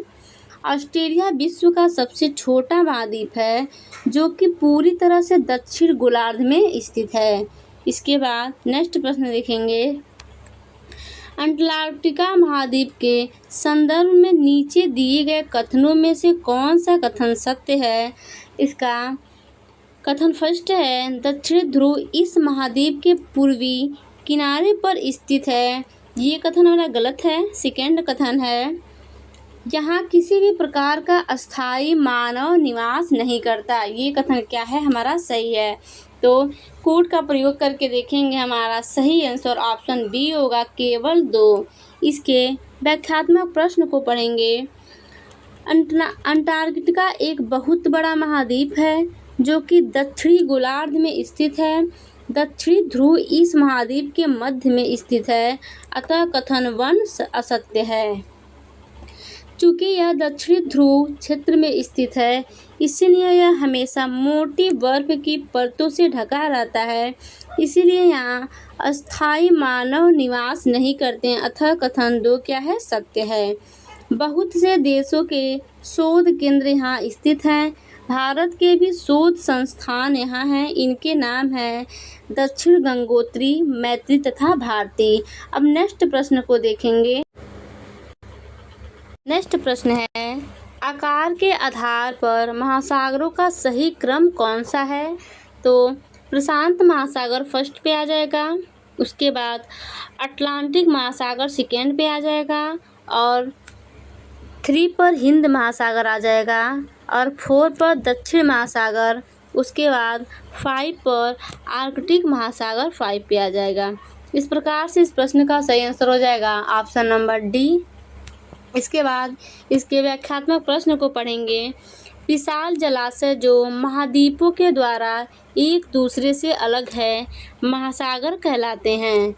आकार की दृष्टि से उनका क्रम है प्रशांत महासागर, अटलांटिक महासागर, हिंद महासागर, दक्षिणी महासागर तथा आर्कटिक महासागर। इसके बाद नेक्स्ट प्रश्न देखेंगे। नीचे दिए गए कथन किस महासागर से संबंधित हैं? तो यह महासागर पृथ्वी के 1/3 भाग पर फैले हैं, अर्थात इसका क्षेत्रफल सभी महाद्वीपों के कुल क्षेत्रफल से भी बड़ा है। सेकेंड है, यह अन्य महासागरों की अपेक्षा अधिक गहरा है। थर्ड है, इस महासागर के एक ओर एशिया और ऑस्ट्रेलिया महाद्वीप हैं तथा दूसरी ओर उत्तर और दक्षिणी अमेरिका महाद्वीप की स्थिति। इसको देखेंगे किस महासागर से संबंधित है। तो नेक्स्ट स्लाइड पे हम लोग देखेंगे इसका आंसर क्या होगा। इसका आंसर हो जाएगा ऑप्शन नंबर ए, प्रशांत महासागर। इसके बाद इसके व्याख्यात्मक प्रश्न को हम लोग देखेंगे। उपयुक्त कथन प्रशांत महासागर के संदर्भ में है। प्रशांत महासागर सबसे बड़ा महासागर है। पृथ्वी का सबसे गहरा भाग मेरियाना गर्त प्रशांत महासागर में ही स्थित है। इसके बाद नेक्स्ट प्रश्न है, नीचे दिए गए कथन एवं कारण पर विचार कीजिए। कथन ए है, अटलांटिक महासागर की तट रेखा पोताश्रयों एवं पतनों के निर्माण के लिए आदर्श स्थिति रखती है। ये सही है। इसका कारण है, अटलांटिक महासागर की तट रेखा सीधी एवं चौड़ी है। इसका कारण ये गलत है। इसमें सही आंसर हो जाएगा ऑप्शन नंबर सी, ए सही है और आर क्या है? गलत है, यानी इसका कारण जो है वो गलत है। इसके व्याख्यात्मक प्रश्न को पढ़कर हम जानेंगे इसका कौन सा कारण सही है। तो नीचे है व्याख्यात्मक प्रश्न। अटलांटिक महासागर विश्व का दूसरा सबसे बड़ा महासागर है। अटलांटिक महासागर की तटरेखा बहुत अधिक दरुंदित कटी-फटी है। यह अनियमित एवं दंतुरित तटरेखा प्राकृतिक पोताश्रयों एवं पतनों के लिए आदर्श स्थिति है। व्यापार की दृष्टि से यह सबसे व्यस्त महासागर है। इसके बाद नेक्स्ट प्रश्न है, नीचे दिए गए कथन एवं कारण पर विचार कीजिए। फर्स्ट कथन है, पृथ्वी के तापमान में वृद्धि को भूमंडलीय तापन कहते हैं। इसका कथन सही है। इसका कारण आर दिया है। यह कार्बन डाइऑक्साइड की मात्रा में वृद्धि से हो रहा है। ये इसका कथन यानी इसका कारण सही है। तो इस प्रश्न का सही आंसर हो जाएगा ऑप्शन नंबर ए आर दोनों सही है तथा आर ए की व्याख्या सही करता है। इसके बाद इसके व्याख्यात्मक प्रश्न को पढ़ेंगे हम लोग। कार्बन डाइऑक्साइड वायु एक महत्वपूर्ण घटक है। कार्बन डाइऑक्साइड की मात्रा में वृद्धि के कारण पृथ्वी के तापमान में वृद्धि हो रही है। इसे भूमंडलीय तापन कहा जाता है। नेक्स्ट प्रश्न है, नीचे दिए गए युग्मों को सम्मिलित कीजिए। तो प्रशांत महासागर लगभग वृत्ताकार है। आर्कटिक महासागर अंग्रेजी भाषा के अक्षर यस के समान है। उसके बाद हिंद महासागर त्रिभुजाकार आकृति का है और आर्कटिक महासागर उत्तर ध्रुव के चारों ओर है। तो इसमें सही आंसर हो जाएगा हमारा ऑप्शन नंबर बी, ए का 3 और बी का 2, सी का 1 और डी का 4। इसका सही आंसर ऑप्शन बी है। इसके व्याख्यात्मक पक्ष को देखेंगे। प्रशांत महासागर लगभग वृत्ताकार है। एशिया, ऑस्ट्रेलिया, उत्तर एवं दक्षिण अमेरिका इसके चारों ओर स्थित हैं। अटलांटिक महासागर अंग्रेजी वर्णमाला के यस अक्षर के आकार का है। हिंद महासागर ही एक ऐसा सागर है जिसका नाम किसी देश के नाम पर यानी भारत के नाम पर रखा गया है। यह महासागर लगभग त्रिभुजाकार है। इसके उत्तर में एशिया, पश्चिम में अफ्रीका तथा पूर्व में ऑस्ट्रेलिया स्थित है। आर्कटिक महासागर उत्तरी ध्रुव वृत्त 66.1/2 अंश उत्तर में स्थित है तथा यह उत्तरी ध्रुव के चारों ओर फैला है। इसके बाद नेक्स्ट प्रश्न देखेंगे। वायुमंडल में मध्य मंडल किन दो मंडलों के बीच पाया जाता है? इसका सही आंसर हो जाएगा ऑप्शन नंबर बी, समताप मंडल और आयन मंडल। इसके व्याख्यात्मक पक्ष को देखेंगे। वायुमंडल को उसके घटकों, तापमान तथा अन्य आधार पर 5 परतों में बांटा गया है। इन परतों को पृथ्वी की सतह से शुरू करते हुए क्षोभ मंडल, समताप मंडल, मध्य मंडल, आयन मंडल तथा बहिर्मंडल कहा जाता है। आधुनिक वैज्ञानिक उपकरणों रेडियो सारडे, रवि सारडे, रडार उपग्रह, रॉकेट, सेंसर आदि की सहायता से प्रभावी वायुमंडल की ऊंचाई का 16 से 29,000 किमी तक का अध्ययन किया गया है, किंतु महासागर तल से 800 किमी ऊंचाई तक का वायुमंडल सर्वाधिक महत्वपूर्ण होता है। इसके बाद नेक्स्ट प्रश्न को देखेंगे। नीचे दिए गए कथनों पर विचार कीजिए। इसमें उपयुक्त में से कौन सा कथन सत्य है, इस पर हमको विचार करना है। तो फर्स्ट कथन है, वायुमंडल में उपस्थित नाइट्रोजन गैस सभी प्रकार के जीवधारियों में वृद्धि में सहायक होती है। ये है सही कथन है। सेकंड कथन है, कार्बन डाइऑक्साइड गैस पेड़ पौधे की वृद्धि में सहायक होते हैं। ये भी कथन हमारा सही है।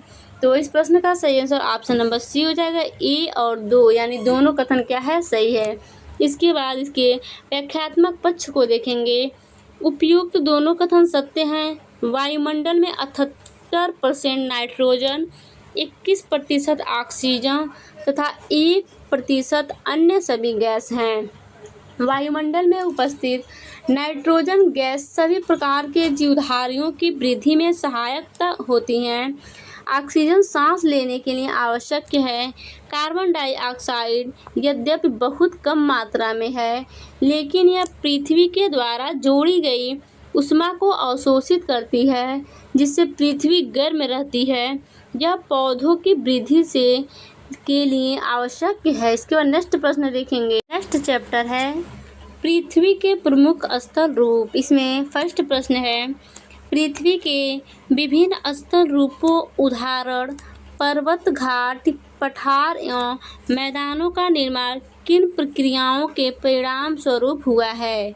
इसका सही आंसर हो जाएगा ऑप्शन नंबर सी, आंतरिक एवं बाह्य दोनों प्रक्रियाओं के कारण। इसके बाद इसके व्याख्यात्मक पक्ष को देखेंगे। विभिन्न प्रकार के स्थल रूपों का निर्माण दो प्रक्रियाओं से होता है।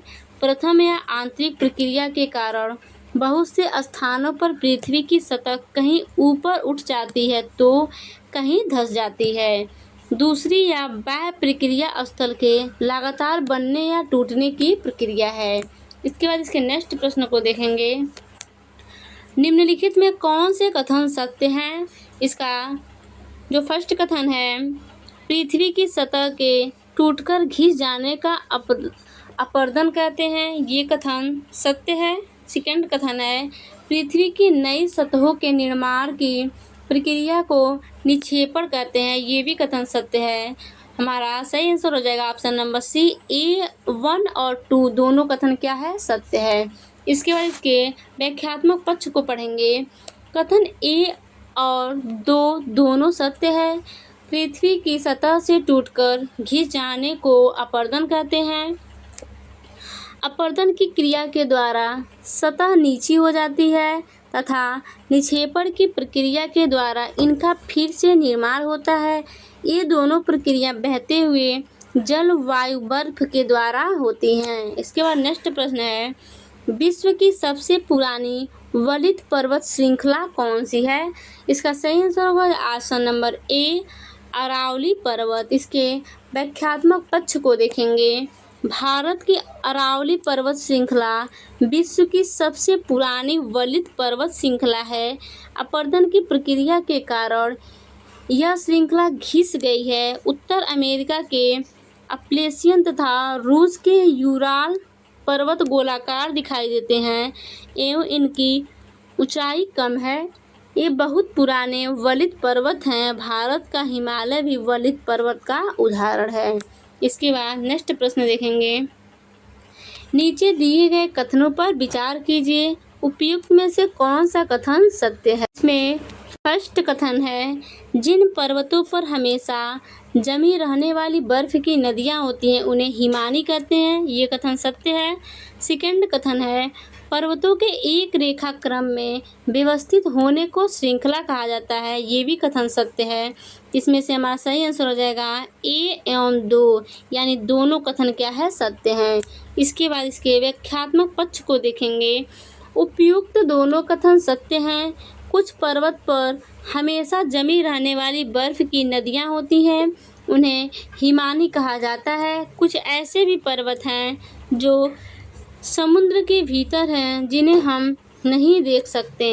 पर्वत एक ऐसा क्रम में भी व्यवस्थित हो सकते हैं जिसे श्रृंखला कहा जाता है। बहुत से पर्वतीय तंत्र समांतर श्रृंखलाओं के क्रम में होते हैं, जैसे हिमालय, आल्प्स तथा एंडीज पर्वत श्रृंखलाएं। इसके बाद नेक्स्ट प्रश्न है, जिन पर्वतों की सतह उबड़ खाबड़ तथा शिखर शंक्वाकार होती है, ऐसे पर्वतों को क्या कहा जाता है?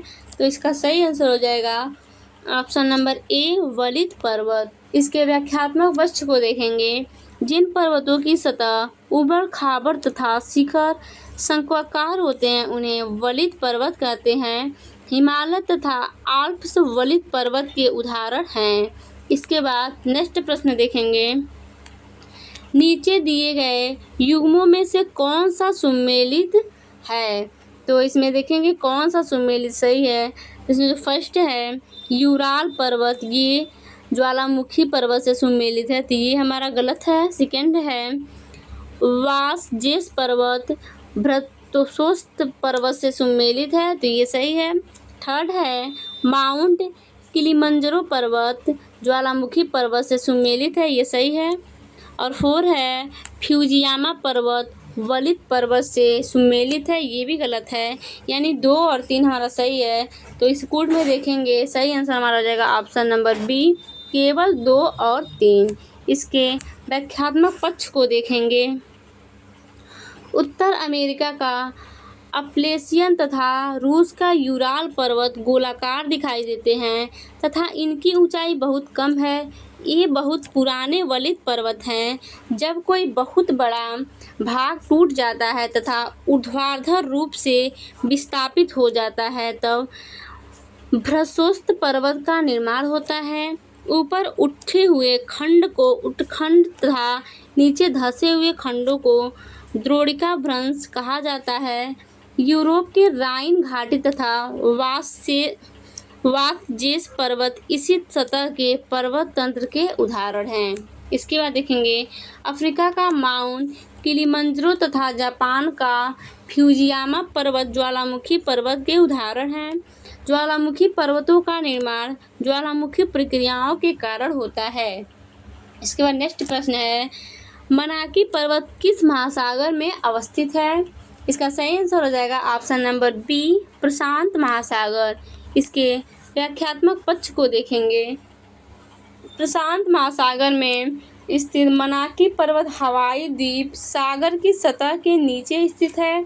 इसकी ऊंचाई 10,205 मीटर माउंट एवरेस्ट से भी अधिक है।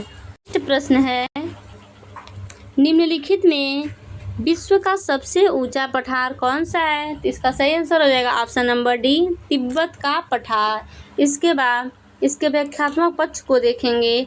तिब्बत का पठार विश्व का सबसे ऊंचा पठार है जिसकी ऊंचाई मध्य समुद्र तल से 4,000 से 6,000 मीटर तक है। पठार आसपास के क्षेत्रों से अधिक उठा हुआ है तथा इसका ऊपरी भाग मेज के समान सपाट होता है। पठारों की ऊंचाई प्रायः कुछ 100 मीटर से लेकर कई हजार मीटर तक हो सकती है। पर्वतों की तरह पठार भी नए या पुराने हो सकते हैं। पठार में दक्कन का पठार पुराने पठारों में से एक है। केन्या तंजानिया तथा युगांडा का पूर्वी अफ्रीका पठार एवं ऑस्ट्रेलिया का पश्चिमी पठार इसका प्रकार के उदाहरण हैं। अफ्रीका का पठार सोना एवं हीरे के खनन के लिए प्रसिद्ध है।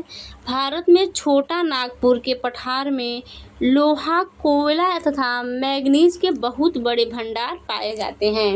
इसके बाद नेक्स्ट प्रश्न देखेंगे मैदानों के संदर्भ में नीचे दिए गए कथनों पर विचार कीजिए।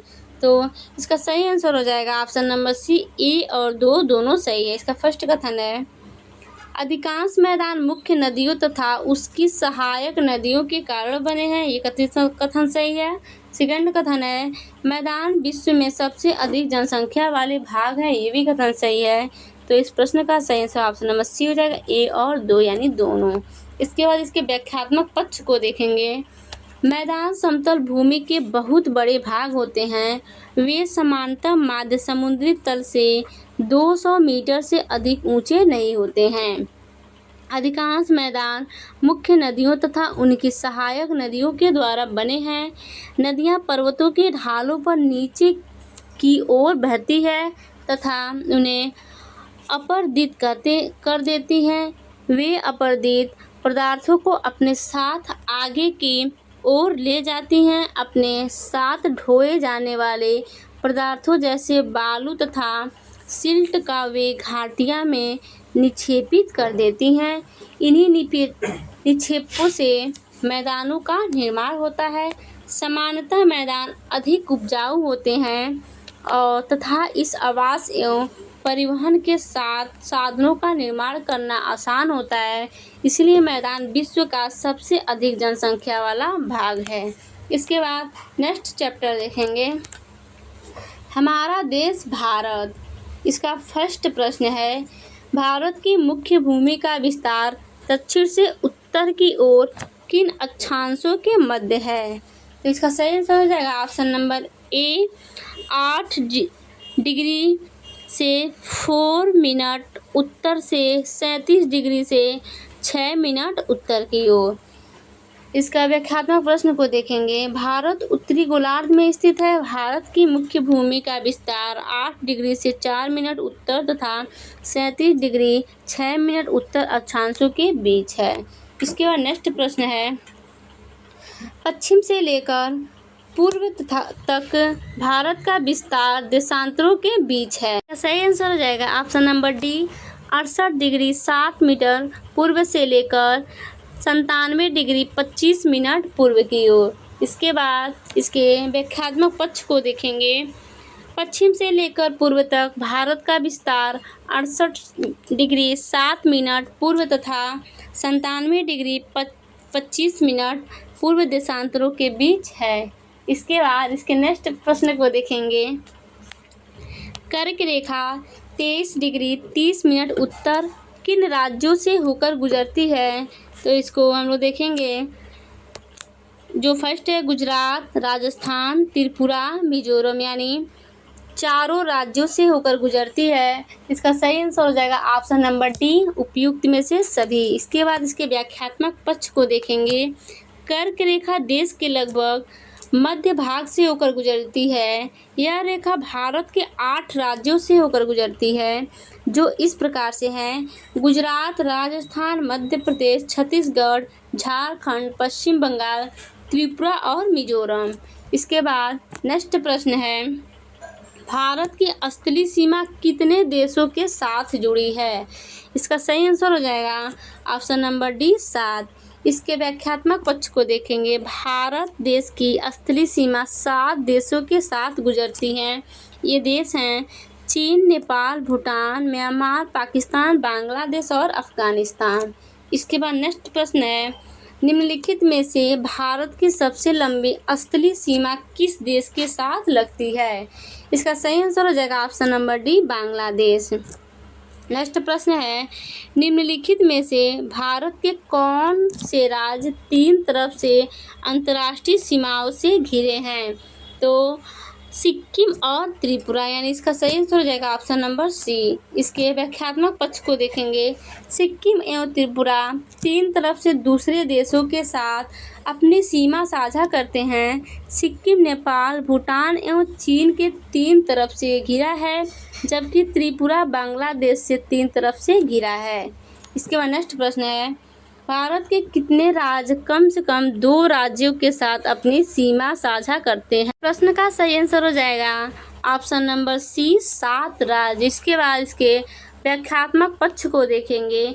जम्मू और कश्मीर, पाकिस्तान, चीन और अफगानिस्तान, उत्तराखंड से नेपाल और चीन, सिक्किम से नेपाल, भूटान और चीन, अरुणाचल प्रदेश, चीन, भूटान और म्यांमार, असम, भूटान और बांग्लादेश, पश्चिम बंगाल, बांग्लादेश, भूटान और नेपाल, मिजोरम, बंगाल और म्यांमार। इसके बाद नेक्स्ट प्रश्न है, विंध्य एवं सतपुड़ा पर्वत श्रेणी के बीच कौन सी नदी बहती है? इसका सही आंसर हो जाएगा ऑप्शन नंबर बी नर्मदा। इसके व्याख्यात्मक पक्ष को देखेंगे। नर्मदा नदी के उत्तर में विंध्य पर्वत श्रेणी है तथा दक्षिण में सतपुड़ा पर्वत श्रेणी है, अर्थात नर्मदा नदी विंध्य और सतपुड़ा पर्वत श्रेणी के बीच बहती है। नेक्स्ट प्रश्न है, ताप्ती नदी के संदर्भ में निम्नलिखित में कौन से कथन सत्य हैं? तो इसका सही आंसर हो जाएगा ऑप्शन नंबर 1 केवल 1। तापी नदी सतपुड़ा पर्वत श्रेणी के दक्षिण में बहती हैं। इसके बाद इसके व्याख्यात्मक पक्ष को देखेंगे। केवल कथन 1 सत्य है तथा कथन 2 एवं 3 असत्य है। ताप्ती नदी के अलावा नर्मदा भी पूर्व से पश्चिम दिशा में बहती हुई खंभात की खाड़ी से गिरती है, खंभात की खाड़ी में गिरती है तथा अजंता एवं सतमाला पर्वत तापी नदी के दक्षिण में अवस्थित हैं। इसके बाद नेक्स्ट प्रश्न है, हिमालय पर्वत को 3 मुख्य समानांतर श्रृंखलाओं में बांटा जाता है। उत्तर से दक्षिण की ओर उनका सही क्रम क्या है? इस प्रश्न का सही आंसर हो जाएगा ऑप्शन नंबर डी बृहद हिमालय, मध्य हिमालय, शिवालिका। इसके बाद इसके व्याख्यात्मक पक्ष को देखेंगे। उत्तर में बर्फ से ढका हिमालय हमारे देश के लिए संतरी का कार्य करता है। हिम प्लस आलय का मतलब होता है बर्फ का घर। हिमालय पर्वत को 3 मुख्य समानांतर श्रृंखलाओं में बांटा जाता है। सबसे उत्तर में स्थित श्रृंखला को बृहद हिमालय या हिमाद्री कहते हैं। मध्य हिमालय का हिमांचल हिमाद्री के दक्षिण में स्थित है। शिवालिका सबसे दक्षिण में स्थित श्रृंखला है। इसके बाद नेक्स्ट प्रश्न देखेंगे। नीचे दिए गए नदियों के नाम को ध्यान से देखिए। उपयुक्त में से कौन नदी डेल्टा बनाती है? तो जो फर्स्ट है महानदी, गोदावरी, कृष्णा और कावेरी, यानी चारों नदियां डेल्टा बनाती हैं। तो इसका सही आंसर हो जाएगा उपयुक्त सभी। इसके व्याख्यात्मक पक्ष को देखेंगे। महानदी, गोदावरी, कृष्णा एवं कावेरी ये सभी पूर्व की ओर बहने वाली नदियां हैं तथा बंगाल की खाड़ी में गिरती हैं। ये नदियां अपने मुहाने पर उपजाऊ डेल्टा का निर्माण करती हैं। इसके बाद नेक्स्ट प्रश्न है सुंदरबन डेल्टा के संदर्भ में नीचे दिए गए कथनों में से कौन सा कथन सत्य है? तो फर्स्ट कथन है यह विश्व का सबसे बड़ा डेल्टा है, ये कथन सत्य है। सेकंड है इस डेल्टा की आकृति त्रिभुजाकार है, ये भी कथन सत्य है। इसका सही आंसर हो जाएगा ऑप्शन नंबर सी, 1 और 2 दोनों कथन क्या है? सत्य है। इसके व्याख्यात्मक पक्ष को पढ़ेंगे। गंगा एवं ब्रह्मपुत्र नदियां विश्व की सबसे बड़े डेल्टा का निर्माण करती हैं, जिसे सुंदरबन डेल्टा कहा जाता है। इस डेल्टा की आकृति त्रिभुजाकार है। डेल्टा स्थल का वह भाग है जो नदी के मुहाने पर बनता है। जहां नदियां समुद्र में प्रवेश करती हैं, उस जगह को नदी का मुहाना कहा जाता है। इसके बाद नेक्स्ट है भारत का कौन सा द्वीप प्रवाल द्वीप है? इसका सही आंसर हो जाएगा ऑप्शन नंबर ए, लक्षद्वीप। इसके व्याख्यात्मक पक्ष को पढ़ेंगे। भारत में 2 द्वीप हैं, अंडमान निकोबार और लक्षद्वीप। लक्षद्वीप द्वीप समूह अरब सागर में स्थित हैं। ये केरल के तट के कुछ दूर स्थित प्रवाल द्वीप हैं। अंडमान एवं निकोबार द्वीप समूह भारत के दक्षिण पूर्व दिशा में बंगाल की खाड़ी में स्थित हैं। इसके बाद नेक्स्ट है चैप्टर 8 भारत जलवायु, वनस्पति तथा वन्य प्राणी। इसमें फर्स्ट प्रश्न है मानसून शब्द की उत्पत्ति किस भाषा से हुई? तो इसका सही आंसर हो जाएगा ऑप्शन नंबर ए, अरबी भाषा से। इसके व्याख्यात्मक पक्ष को देखेंगे। मानसून शब्द अरबी भाषा के मौसिम से लिया गया है, जिसका अर्थ होता है मौसम। मौसम वायुमंडल में दिन प्रतिदिन होने वाला परिवर्तन है तथा किसी स्थान पर उनके वर्ष 30 से 35 वर्ष में मापी गई मौसम की औसत दशा की जलवायु कहते हैं। नेक्स्ट प्रश्न है निम्नलिखित में से भारत के किस भाग में लौटते हुए मानसून के कारण वर्षा होती है? इसका सही आंसर हो जाएगा ऑप्शन नंबर डी, तमिलनाडु एवं आंध्र प्रदेश। इसके व्याख्यात्मक प्रश्न है शरद ऋतु के समय पवन स्थल भागों से लौटकर बंगाल की खाड़ी की ओर बहती है। यह मानसून के लौटने का मौसम होता है। भारत के दक्षिणी भाग विशेषकर तमिलनाडु एवं आंध्र प्रदेश के क्षेत्र में इस मौसम में वर्षा होती है। इसके बाद नेक्स्ट प्रश्न पढ़ेंगे। नीचे दिए गए कथन एवं कारण पर विचार की। कथन ए है भारत की जलवायु को मानसूनी जलवायु कहा जाता है। इसका कारण आर है भारत की स्थिति उष्णकटिबंध में होने के कारण अधिकतर वर्षा मानसूनी पवन से होती है। इसका कूट है ऑप्शन नंबर ए सही होगा। ए एवं आर दोनों सही हैं तथा आर ए की सही व्याख्या करता है। इसके व्याख्यात्मक पक्ष को पढ़ेंगे। भारत की जलवायु को मानसूनी जलवायु कहा जाता है क्योंकि भारत की स्थिति उष्णकटिबंध में होने के कारण अधिकतर वर्षा मानसून पवन से होती है। नेक्स्ट प्रश्न है किसी स्थान की जलवायु के निर्धारण में कौन से कारक महत्वपूर्ण हैं? तो स्थान की स्थिति, उसकी ऊंचाई और समुद्र से दूरी एवं उच्चावच, यानी इसका सही आंसर हो जाएगा ऑप्शन नंबर डी, उपयुक्त सभी। इसके व्याख्यात्मक पक्ष को देखेंगे। किसी स्थान की जलवायु उसकी स्थिति, ऊंचाई, समुद्र से दूरी तथा उच्चावच पर निर्भर करती है। इसीलिए हमें भारत की जलवायु में क्षेत्रीय भिन्नता का अनुभव होता है। नेक्स्ट प्रश्न है विश्व में सर्वाधिक वर्षा कहाँ होती है? इसका सही आंसर हो जाएगा ऑप्शन नंबर सी, मासिनराम। इसके बाद इसके व्याख्यात्मक पक्ष को देखेंगे। विश्व में सबसे अधिक वर्षा मेघालय में स्थित मासिनराम में होती है। नेक्स्ट प्रश्न है, उष्ण भारत में उष्णकटिबंधीय वर्षा वन कहाँ पाए जाते हैं? वन है अंडमान निकोबार द्वीप समूह में पाए जाते हैं और उत्तर पूर्वी राज्यों में पाए जाते हैं, पश्चिमी घाट में पाए जाते हैं, प्रायद्वीप पठारी क्षेत्र में नहीं पाए जाते हैं। तो इस प्रश्न का सही आंसर हो जाएगा ऑप्शन नंबर ए, 1, 2 और 3 में पाए जाते हैं। इसके व्याख्यात्मक पक्ष को देखेंगे। उष्णकटिबंधीय वर्षा वन उन क्षेत्रों में पाए जाते हैं जहां वर्षा बहुत अधिक होती है। ये इतने घने होते हैं कि सूर्य का प्रकाश जमीन तक नहीं पहुंच पाता है। ये वन वर्षा के अलग अलग समय पर अपनी पत्तियां गिराते हैं, फलतः वे हमेशा हरे भरे दिखाई देते हैं, इसलिए इन्हें हरे सदाबहार वन कहा जाता है। भारत में ये वन अंडमान निकोबार द्वीप समूह, उत्तर पूर्वी राज्यों के कुछ भागों तथा पश्चिम घाट की सरकरी पट्टी में पाए जाते हैं। नेक्स्ट प्रश्न है, हमारे देश के अधिकांश भाग में किस प्रकार के वन पाए जाते हैं?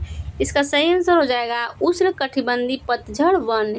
इसके व्याख्यात्मक पक्ष को देखेंगे। हमारे देश में बहुत बड़े भाग में उष्णकटिबंधीय पतझड़ वन पाए जाते हैं। इन वनों को मानसूनी वन भी कहा जाता है।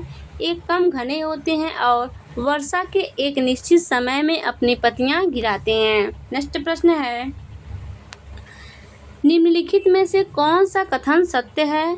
इसमें देखेंगे कौन सा कथन सत्य है। फर्स्ट कथन है, कटीली झाड़ियाँ वाली वनस्पति में पानी की क्षति को कम करने के लिए पत्तियों में बड़े बड़े कांटे होते हैं, ये कथन सत्य है। सेकेंड कथन है, पर्वतीय क्षेत्रों में पर्वतों की ऊंचाइयों के साथ वनस्पतियों में भी भिन्नता आती है, ये भी कथन सत्य है। तो इसका सही आंसर हो जाएगा ऑप्शन नंबर सी, 1 और 2 यानी दोनों कथन क्या है, सत्य हैं। इसके व्याख्यात्मक पक्ष को देखेंगे। उपयुक्त दोनों कथन सत्य हैं। कटीली झाड़ियाँ वाली वनस्पतियाँ शुष्क भागों में पाई जाती हैं। पानी की क्षति को कम करने के लिए इनकी पत्तियां में बड़े बड़े कांटे होते हैं। पर्वतों में ऊंचाई के अनुसार वनस्पतियों के विभिन्न प्रकार पाए जाते हैं, क्योंकि ऊंचाई बढ़ने के साथ तापमान में कमी आती है। नेक्स्ट प्रश्न है, नीचे दी गई सूची वन का सूची 2 से सुमेलित कीजिए।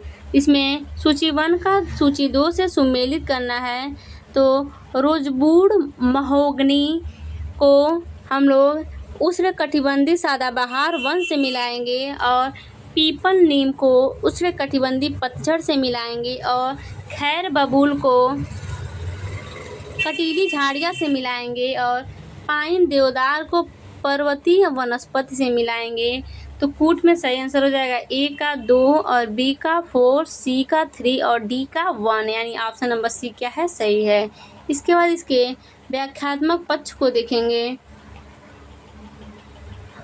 उष्णकटिबंधीय सदाबहार वन रोजवुड महोगनी आबनूस आदि, उष्णकटिबंधीय पतझड़ वन पीपल नीम शीशम सौगन साल आदि, कटीली झाड़ियाँ खैर बबूल कैक्टस कीकर आदि और पर्वतीय वनस्पतियाँ पाइन देवदार चीड़ आदि। इसके बाद नेक्स्ट प्रश्न है, मैंग्रोव वन के संदर्भ में निम्नलिखित कथनों पर विचार कीजिए। तो जो फर्स्ट कथन है, A1 खारे पानी में भी रह सकते हैं, ये कथन सत्य है। सेकेंड है, सुंदरी इन प्रकार के वनों की महत्वपूर्ण प्रजाति हैं, ये भी कथन सही है। तो उपयुक्त में से कौन से कथन सत्य हैं? हमारा ऑप्शन नंबर सी हो जाएगा, ए और 2 यानी 1 और 2 दोनों कथन क्या है, सत्य हैं। इसके बाद इसके व्याख्यात्मक पक्ष को देखेंगे। मैंग्रोव वन खारे पानी में भी रह सकते हैं। ये मुख्यतः पश्चिम बंगाल के सुंदर वन तथा अंडमान एवं निकोबार द्वीप में पाए जाते हैं। सुंदरी इस प्रकार के वनों की महत्वपूर्ण प्रजाति हैं। इस प्रजाति के नाम पर इस क्षेत्र का नाम सुंदर वन पड़ा, अतः दोनों कथन क्या है, सत्य हैं। इसके बाद नेक्स्ट प्रश्न है वन्य जीव सप्ताह कब मनाया जाता है? इसका सही आंसर हो जाएगा ऑप्शन नंबर ए, अक्टूबर के पहले सप्ताह में। इसके व्याख्यात्मक पक्ष को देखेंगे। प्रत्येक वर्ष अक्टूबर के पहले सप्ताह को वन्य जीव सप्ताह के रूप में मनाया जाता है, ताकि वन्य जीवों के निवास को संरक्षित रखने के लिए जागरूकता लाई जा सके।